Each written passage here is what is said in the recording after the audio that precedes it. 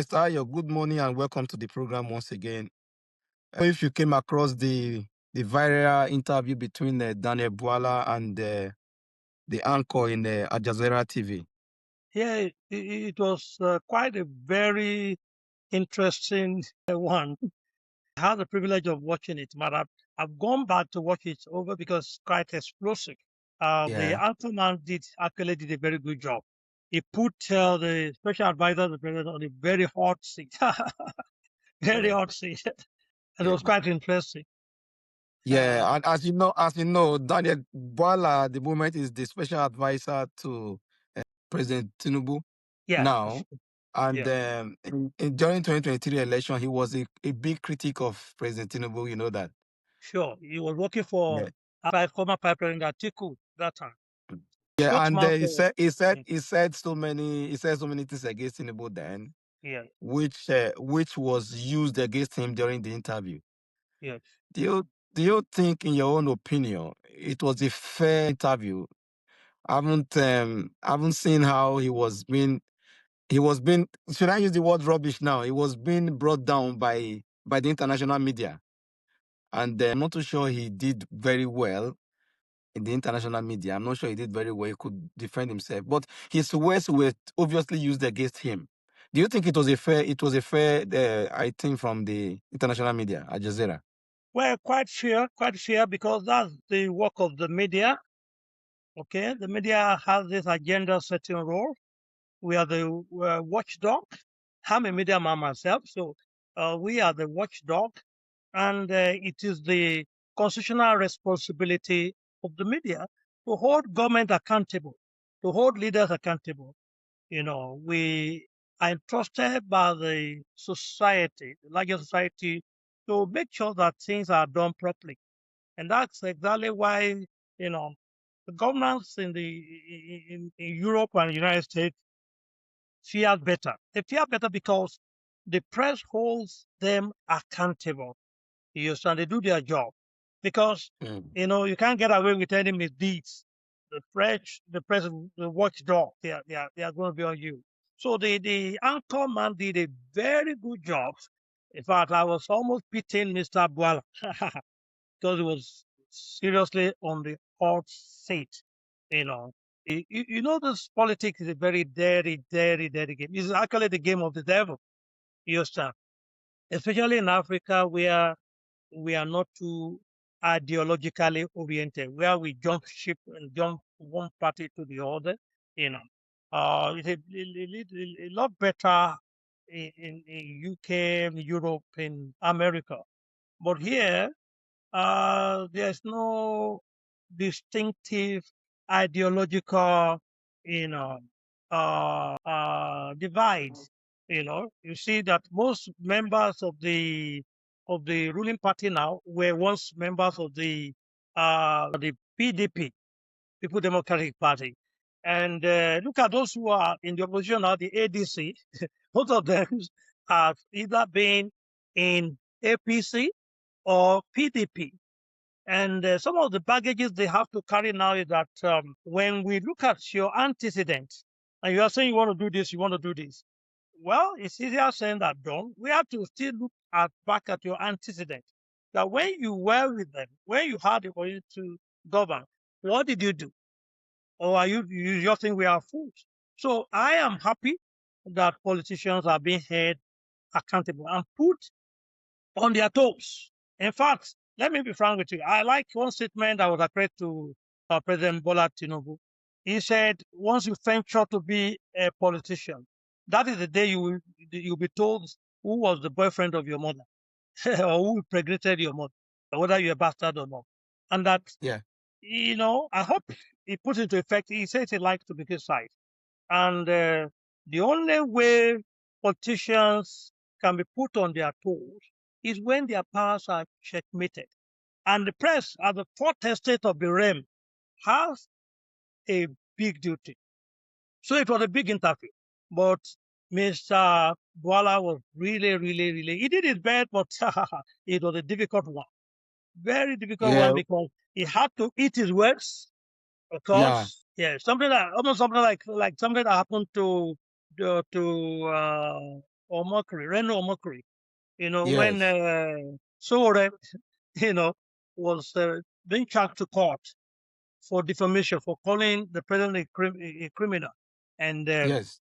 he was citing the fact that even the ambassadors designate at that time now posted to Mexico that he too did that, and all that. So it's quite becoming very interesting, and I would like to see more of that kind of interview, explosive, because we must actually hold our politicians accountable. Everybody must sit up. It must Yes. not be business as usual. As usual, yeah. It's good you said Bwala did well, but obviously his best. Well, he said he did best, but his best was not good enough in this aspect. Do you think it was a good idea for him to have granted interview to Al Jazeera, because he has been in the local stations back in Nigeria, and he's been doing very well in those stations, and he has this ability or the intelligence to bully the media in Nigeria, and those ones will succumb to his bully or whatever. In mind my words anyway, but I don't know if bully is the right word. But he is used to talking down on the local media in Nigeria. But unfortunately, he couldn't do that. He couldn't do that in the international media in the UK. Do you think he did well to have granted, or he made any mistake to have granted the interview in the first place? Uh, Because I'm not quite sure he ended up selling our name. I think the essence of the interview was to sell the Nigerian name to international media or people. But fortunately, he ended up in my own opinion anyway, he ended up tarnishing our image, Nigerian image, more than doing selling the image. uh, yes, because the way the anchor man, Azan, uh, conducted the interview, it was very factual. Even when Mr. Bwala was trying to deny some of his former statements that were credited to him, he had to read it out, quoting with exactitude what you said on Arise TV, what you said on this so time, so date, the bullion fund, whatever, the Mm. charges you were raising.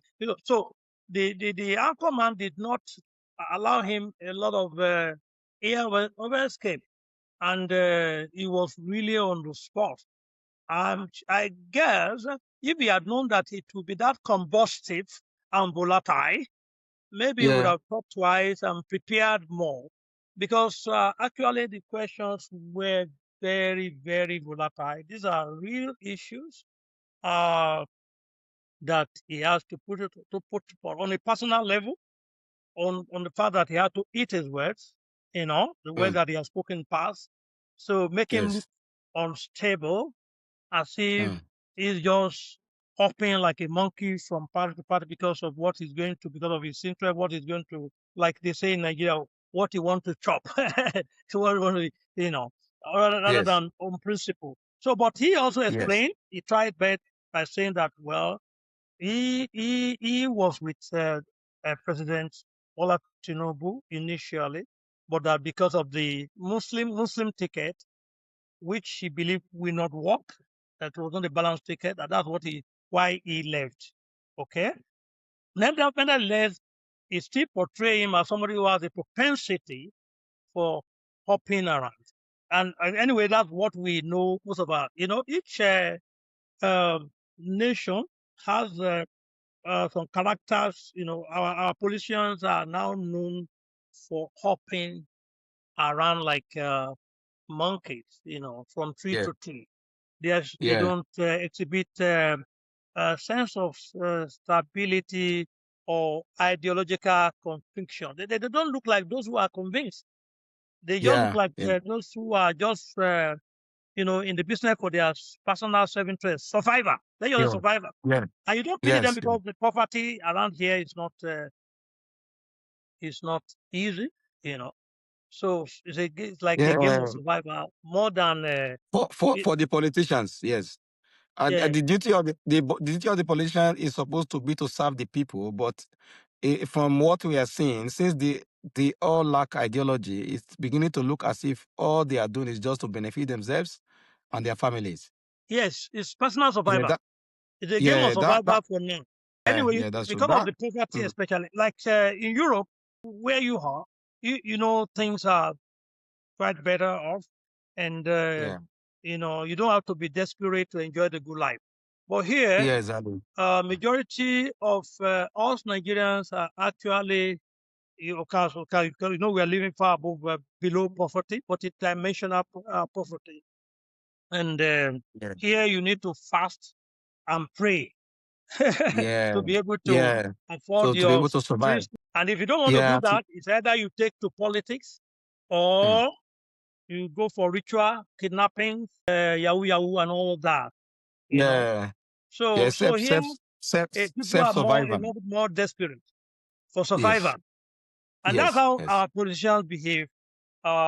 We portray ourselves as if we are more in it for personal survival Yeah, than for ban. service. Yes, yes. That Of course, sometimes to be a politician in Nigeria pays more than being a peddling cocaine or carrying drugs because yes, apart from the huge perks of office and allowances, they still find a way of reaching out and putting their hands in our common patrimony.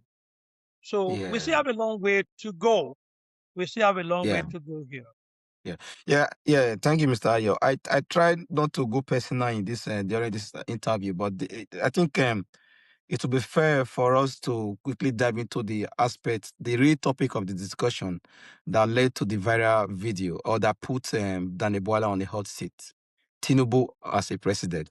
Do you think Tinubu is as corrupt as is being perceived by international community or by the interviewer?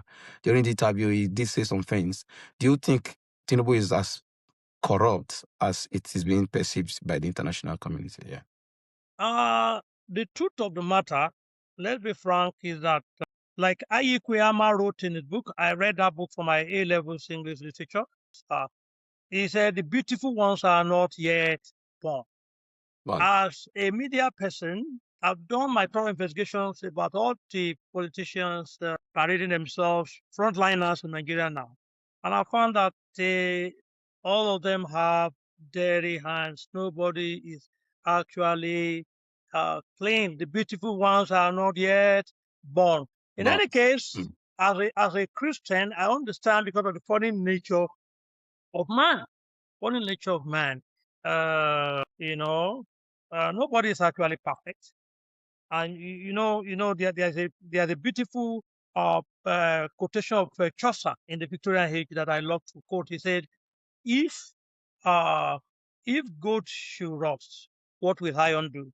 If priests who are expected to be holy are themselves corrupt, what will ordinary men do?" So when we look at even the religious terrain and we see the corruption in the church, so you find it, that's what we these politicians do. Who are desperate guys, you know. Number of them are occultists. They go all the way to do ritual, bath with blood, kill innocent children to get the position because they know once they get there, when you become a counselor in Nigeria, you have more than a professor who has labored for years, of course, with some plagiarism because our professors, there's a lot of plagiarism here. That's why our professors, they are just armchairs, unlike in Harvard, where they prefer solution to society and to the problem of society. Most of our professors here, because of plagiarism, they don't have practical knowledge. They don't confer any practical solution to our problem. So we have in all our segments, we still have a long way to go.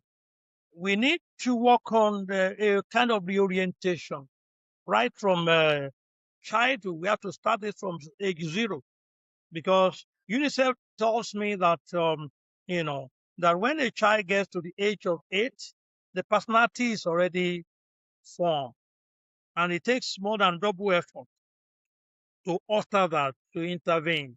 So we have a dysfunctional society as we speak. Unlike in Europe, where even if you are corrupt as a human being with nature, fallen nature, the press holds you accountable.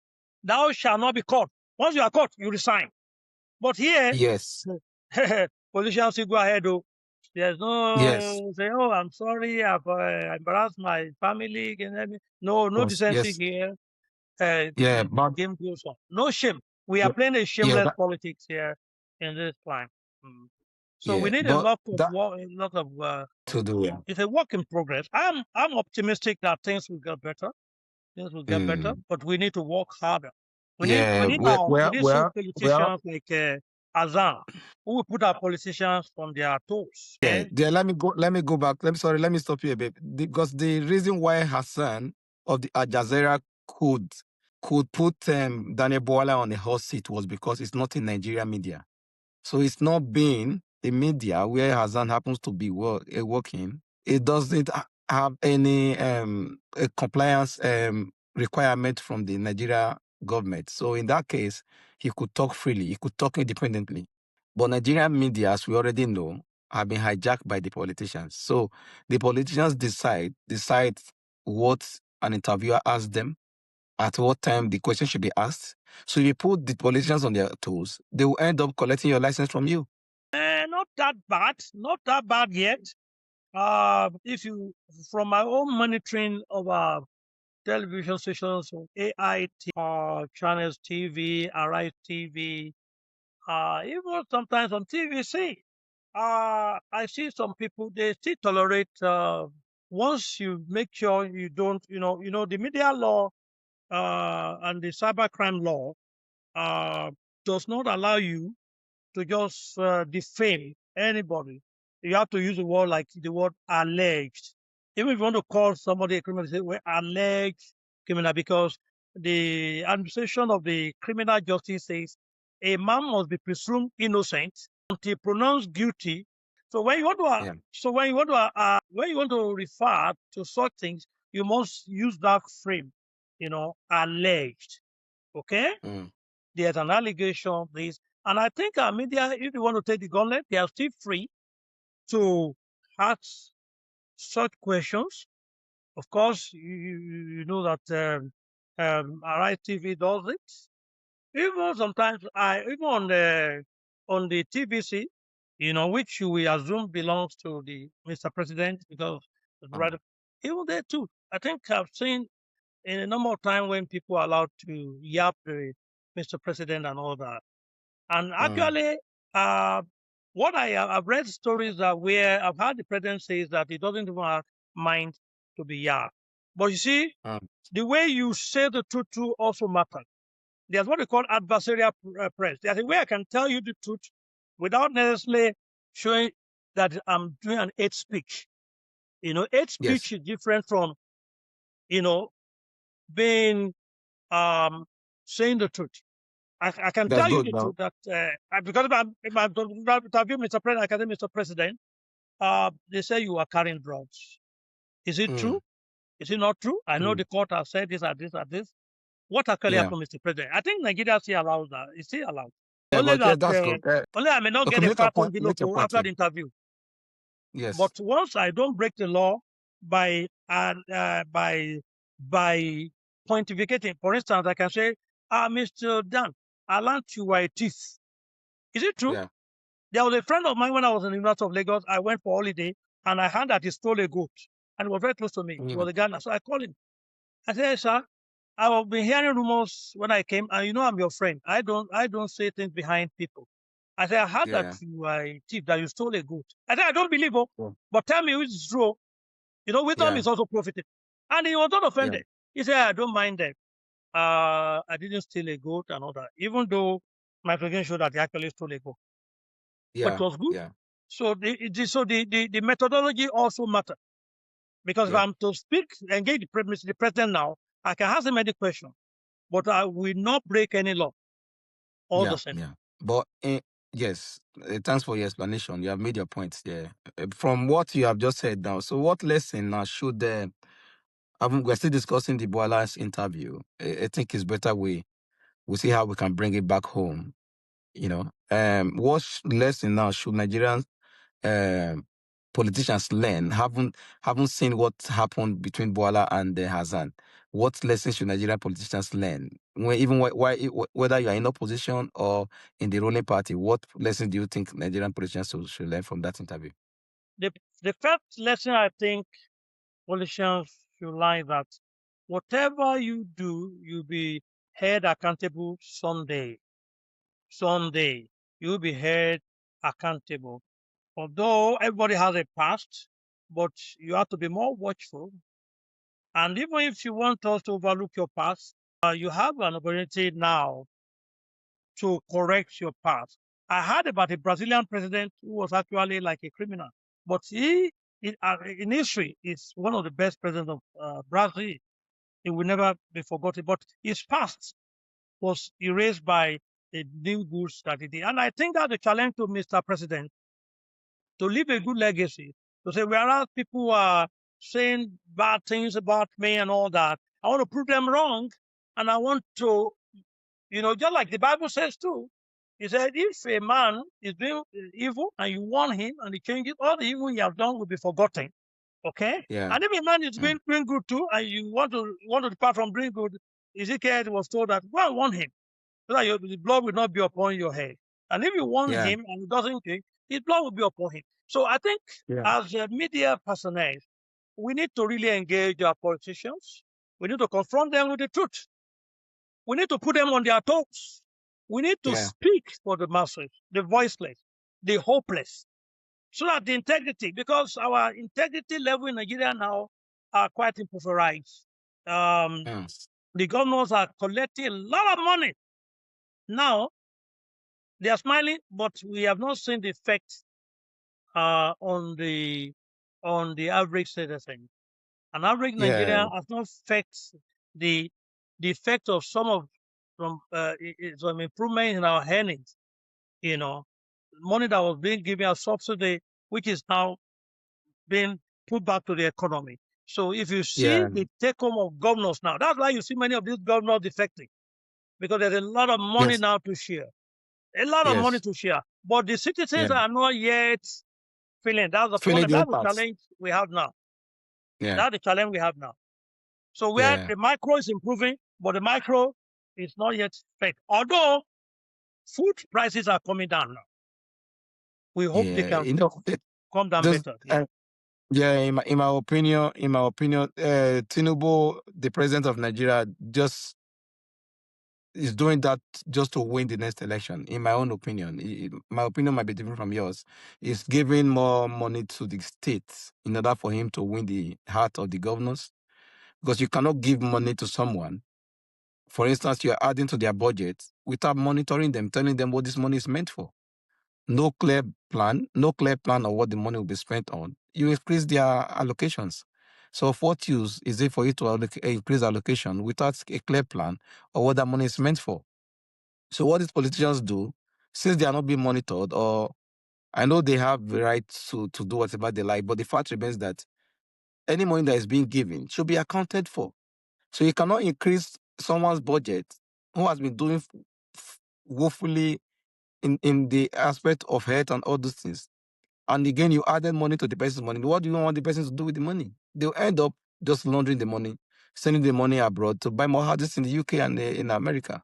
So the question here is, are you happy with the way Tinubu increased the budget for the governors without having the guideline of how the money should be spent? How is it going to reflect on the life of the citizens?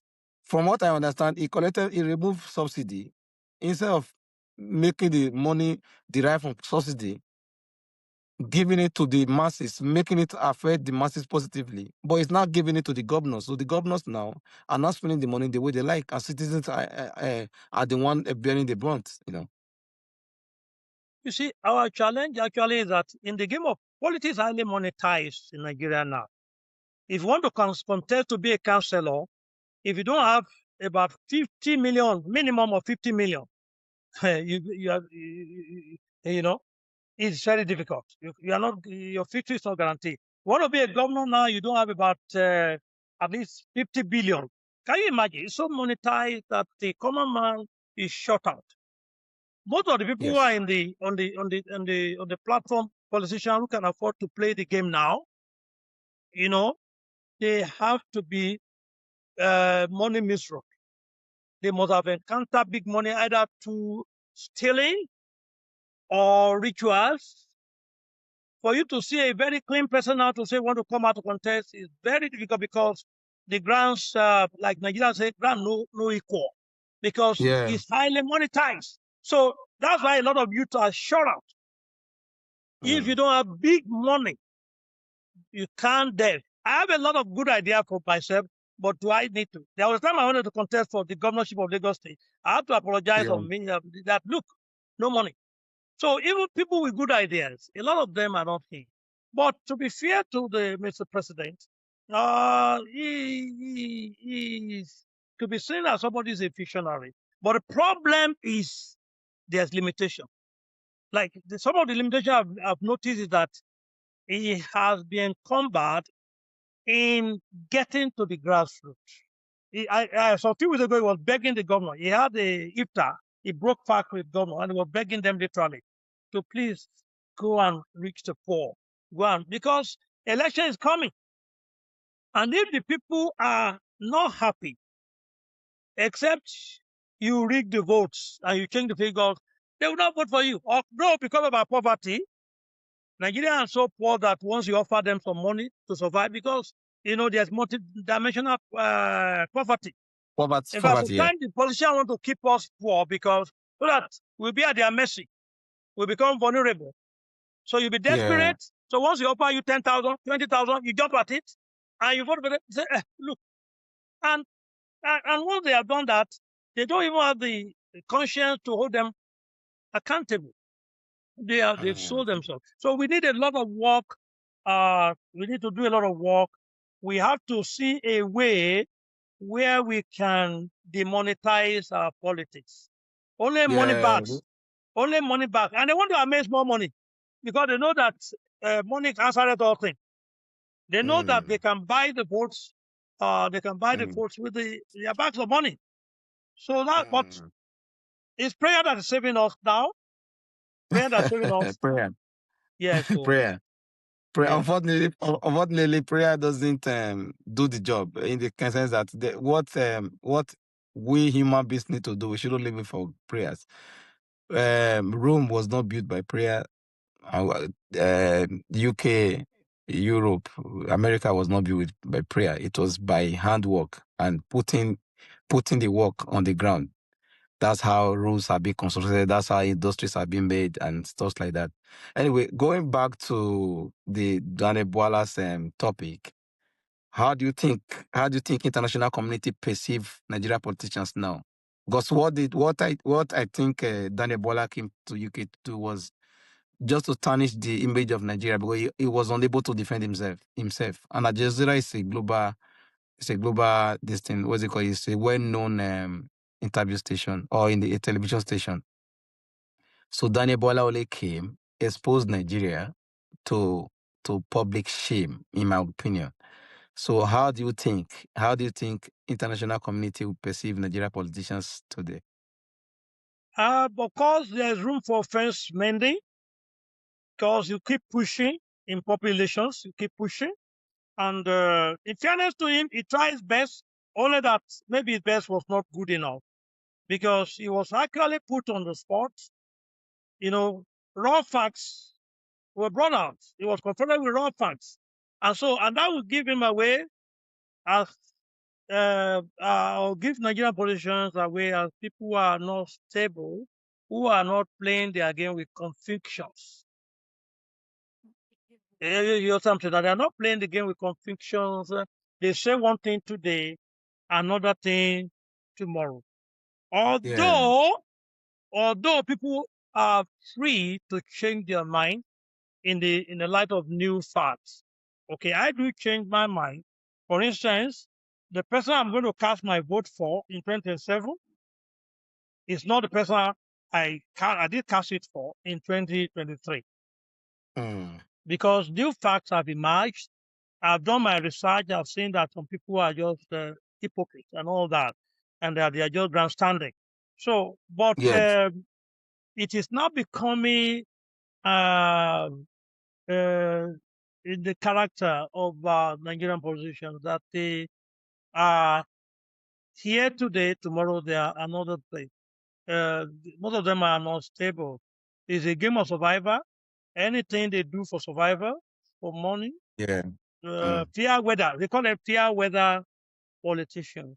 Of course, they say Yeah. here that no permanent friends. That's the adage they say here. They say like in Yes. African politics, no permanent friends. That in politics, no permanent friend, but permanent interest. Enemies. Although that is also true in international relations. International relations, Yeah. it's also like that. No permanent friend or permanent interest. So, but this All time right. around, it is personal interest. You know, we have to work on our level of patriotism. An Yeah. average Yeah. American is more patriotic. An average Briton or British more patriotic than an average That, Nigerian. We need to, that- the National Orientation Agency need to work more. They need to buckle up and do a lot of work on our orientation, our value system. Our value yes. system is very, very low and Very. it is depleted, it is dysfunctional, and there's an emergency. We need to declare an emergency and work. Yes. And in any case, politicians are representative of the people they represent. Mm. An average Nigerian have to change. It is when you have changed that you can hate bad and you can vote against bad things and you can advocate and you can speak against evil. But when you are evil yourself, you understand? Because if you have blind men, 10 blind men in the house, one with one eye will be their leader, or even a fellow blind man will be their leader. So, so we as citizens need to sit up. In fact, we need to sit up because most of those who are even criticizing, we find out that they are hypocrites. That if they are put there, they will do what? When I was a student union leader in Unilag, and I was a speaker, I happened to be the speaker in the student union, University of Lagos. And you know that with few 100,000 people were holding at that time, having their posts at that time, this undergraduates, you know, invested a lot of money. And as I did my job as a speaker, I wrote a report that these people, you know, so they find a way of bribing the thing or finding their way, and they were not expelled. I said, well, I'm not interested in your being expelled, but I've done my job. They came to threaten me. I didn't even know they were cultists. But I told them, look, even if I'm a Christian, I'm fire. You can't threaten me. You know. So if at that Yeah. stage, students who are supposed to be future, you know, are that's displaying that kind of scandalmania. So Yes. you are even afraid of the future that with these people not even do worse than the present set of politicians. You can see a Yes. student union president going with an entourage. Where did Yes. they get that? So this is the problem. Yeah. So we need to declare an emergency, and work on our curriculum, and work hard Yes. to sensitize Yes. our young people from primary school, and let them know, Yes. let us de-emphasize money. Let's Yes. place character first, integrity first, and that's Yes. how we That. can Yeah. really change. Bottom up. Yeah. Yeah. Yeah. That brings to my belief that it's not the individuals that have the problem. What you said that citizens need to work on themselves. Citizens don't work on themselves. It's the institution that has failed us. If institution has failed us in the sense that our politicians get away with all the crime they commit, so that goes down to the citizens and say, oh, if politicians, if they engage in things like this and they get away with it, why can't I do same? So people and our system is corrupt from judiciary to legislation and things like that. In that case, now no one holds anybody responsible. So it's a corrupt system totally. So the system is totally corrupt. That's why you Yeah. see crime here and there. So Systemic corruption. if Mm. we had a strong institution that put people in check in whatever Yeah. they do, whether you're a politician or you are a citizen, ordinary citizen, Businessman if you are or held, politician. if you are held accountable, it Yeah. means that there will be sense of sanity in the system. But at the moment, no Sure. sanity in the system because all our systems have been destroyed by the politicians. You understand? So that's why I you see can't agree corruption more. here and there. Even in the church where you happen to be a pastor, if you leave your offering to some people, they will embezzle it. You understand? Because the system is so corrupt that there's no sanity in any part of the Mm. country. You understand? So in Corruption has become conclusion, our culture. yeah, it has become I mean, our culture. corruption has Yeah, yeah, yeah. become our culture. Yes, yes, yes. So in conclusion, what lesson do you think Nigerians should learn from the interview that was held in the UK by Bwala? Well, two lessons, one for politicians and one for our media. Our media should wake up and hold leaders and politicians accountable. We should hold our leaders and politicians accountable. We should be more vociferous, outspoken. We should fulfill our constitutional obligation as media personalities and outlets. Then, secondly, politicians themselves should know that even if Nigerian media are not able to hold them accountable, one way or the other, the international press we hold them because it's a global village now. It's a global village, you know. So one way or the other, one day will be one day when the monkey will go to the market and will never come back. And as That's it true. goes, as the saying goes, if light travels for 20 years, in one day, truth True will to catch catch up. up with it. Yes. Yeah. There's nothing we can do Thank you. against the truth but for the truth. If you bury the truth, Yes. it will rise on the third day. If you suppress the Yes. truth, it will be more buttressed. So Yes. eventually, the truth will come out. The politicians should know that, you know, and there's no Yeah. matter of laws they make to suppress the truth. One day will be one day. The And truth will I'm happy certainly come for out. the revolution that's happening in the social media now. If you do Yes. something in your bedroom, before you know what's happening, it will get out. It will And get it's out. Yeah. Yeah. happening everywhere. Even our pastors, the clergy, they are being held accountable now. You know what's happening, Yes. in the religious circle? People Yeah. have to Yes. sit up now. So, and I'm Yes. happy for that. So the social media will actually uh, help us a lot. So to play that. Thank you, Mr. Ayo, for your time. I actually enjoyed the The program. pleasure Thanks is for the all mine. interview. Yeah. Thank you Yeah. for All having me. The pleasure is all mine. Thank right. you, Mr. Da. All right. All right. Thank Thank you. you. All right, man. Yeah. Thanks. God bless.